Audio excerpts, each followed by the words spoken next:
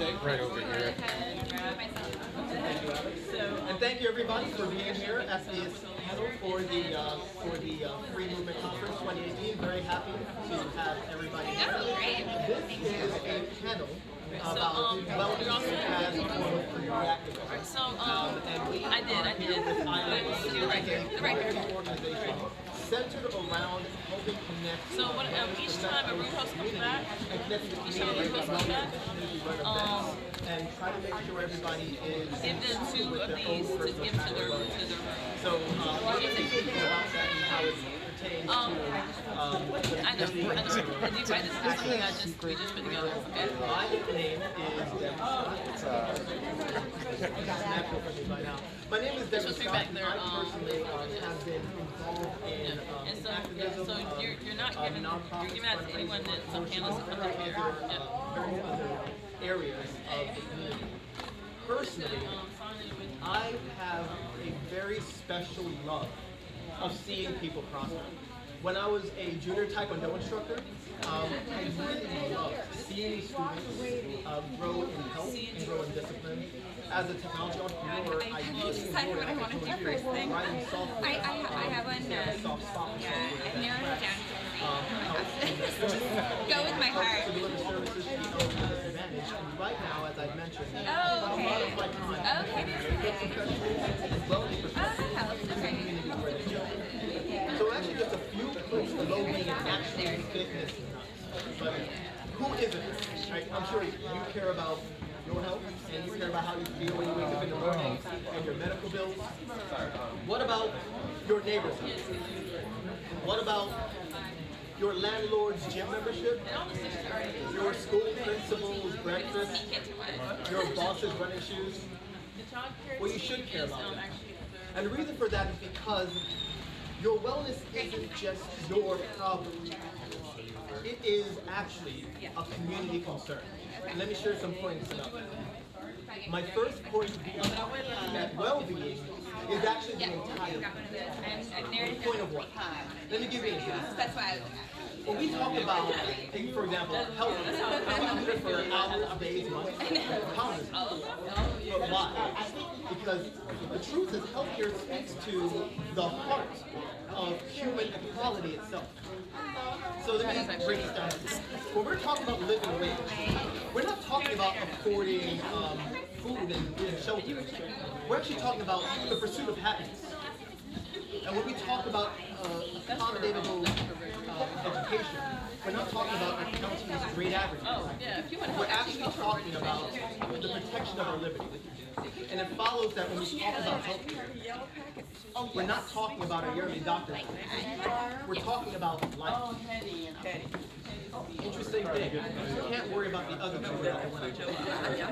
And that's why wellness care actually needs to be at the center of the conversation. Health just simply means not being ill. But that's the default, right? That should be the baseline. That's neutral, sitting between wellness and illness. What happens to a power to neutral? It can be pushed either way, right? So why sit on the fence when it's actually your right to not simply be not ill, but to improve your well-being, to improve being well, to improve your wellness, right? There's another reason why you shouldn't sit on the fence, actually. It's because, well, generally speaking, 1 out of 2 of us are suffering from some chronic disease, and many of us more than that. Which means that at any given point in time, our community has 50% of us that has one obstacle that we need to climb over just to achieve that baseline of well-being. All right? That means that just one more sick day that we miss sending our kids to school, one more day in the hospital that we're not at work. You see where I'm going here?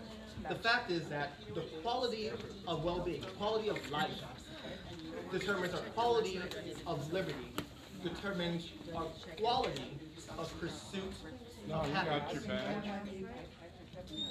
So we can see right there that wellness is a community concern. So let's talk about activism for a moment. The funny thing about activism is you can't spell it without active. You to your community, you to your cause, you to your values are a guardian and a custodian to a larger purpose. All right? That means that you always have to be on reserve for what you believe in. You always have to have something in reserve for what you believe in. Now, notice though, that I said guardian, not warrior. I think it's important to frame ourselves as being caretakers. That does not, however, exclude us from some certain aspects of the art of war. I love that book, by the way. In it, Sun Tzu talks about how you can win a battle simply by cutting off the enemy's provisions. When your enemy is tired, frustrated, sick, how's he supposed to fight? When you allow yourself to be distracted from your personal wellness, from the wellness of your entire community, you are secretly allowing your provisions to be cut off. You are allowing your reserves to be drained. Your body, your energy is really all you ever have to guarantee bring yourself to persevere against your struggles. All right? You can't do a call and response with a sore throat. You can't march when you're bedridden. You can't even be part of the conversation when you're too fatigued and foggy-headed to listen. So we really need to allow ourselves to become part of this embodiment, all right? Embodiment. So I actually do want to talk about it for a moment, about embodiment. Wellness has a beautiful and poetic aspect to itself. All right? Something that's so subtle, but at the same time so real, it can very easily be missed. And that's it. Wellness allows you to embody your values. Right? Ask a vegan athlete, right? They'll tell you.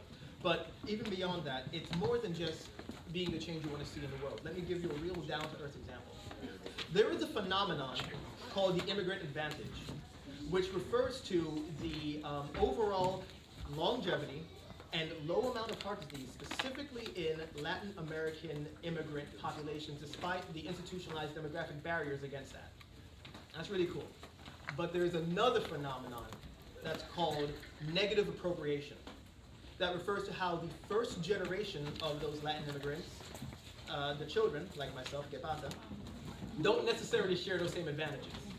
That could be because of long and erratic work hours, diet, or any number of factors. It doesn't really matter. What does matter right now is that it demonstrates how the circumstances of our health and wellness are closely tied in with our environment, institutions, and our culture. So I know what you're thinking, right? Couldn't that work both ways? Maybe it can. Let's take a moment to think about things like the improved grades that we see when we add wellness, when we add meals to schools. The improved performance economically when we have preventative health systems in our employment facilities. To all of the potential abled comrades when our community is overall healthier. When you have overall, not individually, but overall in the community, better grades, better education, better degrees, you open up better labor and entrepreneurship opportunities, which further means you have better economic growth. So let's push that a little bit further. When your homes, your institutions, and your centers are filled with yoga, tai chi, and dance, when your streets are bustling with cyclists, and yes, with runners, and when your kitchens are filled with fragrant, fresh food, so your neighbors are knocking on your door to see what's cooking. Well, you've seen it, right? When your community and the infrastructure around it are immediately brought up by wellness initiatives, events, activities. Isn't that actually how this started? That's a perfect example. So that's really actionable. Bringing wellness incentives to everything we do as a form of activism. But I want to push the poetry a little bit. When you are involved in oppression or the struggle, wellness is rebellion. When you practice self-care, when the world tells you that you are worthless, that is civil disobedience. When you put yourself first, when you weren't even necessarily put in line, this is changing the narrative. And so really demand, that society, that infrastructure, that everything gives you the means to promote your health, your wellness, your well-being, life, liberty, pursuit of happiness for yourself and for everyone, because wellness is a community concern. So let's talk about what we do about that.